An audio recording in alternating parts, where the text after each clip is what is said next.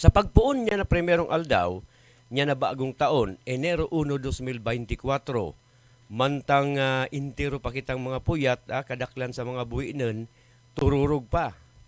Huli sa pagsabat ni nga bagong taon, ana nasabi ng opisina mga kabuinan ading Menro sa pamamayo ni Budget Officer ag OIC Environment Officer Dr. Eli Yapan, kaibaan na enterong puwersa niya di sinabat ana bagong taon sa paglinig, pag-akot, nyo mga nagikuriyat na mga rigsang sa ato na sa Aranjan sa Barangay Santa Elena.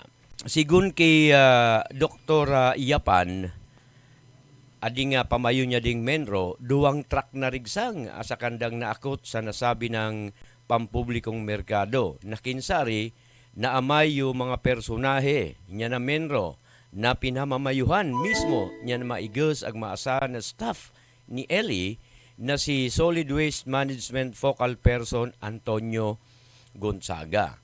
Dawa holiday mga kabuhi na mantang yung ibang empleyado entero pang nagiragakrek sa pagkaturog, ading puwersa niya na Menro ag market team fight na sa paglinig, kaiba na pagbulbog ag pag-akat niya na mga bawduk ag ati sa malabata ng kanal sa meat and fish section niya na nasabi ng pampublikong lugar, partikularmente ading Buhi Public Market.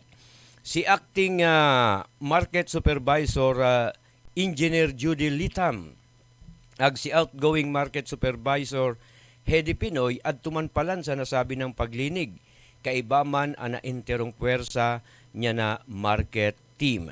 Sigun pa ki Dr. Yapan, kaso nakaaging Miyerkules, Enero 3, nagpabaano sira ning meeting ni Engineer Litam sa mga paratyendas ag stallholders niya na sa aran para pag-usipan ag napag-usipan ang mantinasyon niya na kalinigan, kaayusan ag kagayunan niya na palibot niya sa aran. So inayat ni Dr. Yapan sa nasabi ng meeting ana full cooperation niya na enterong okupantes niya na nasabi ng merkado publiko para sa kalinigan niya na kapalibutan niya di.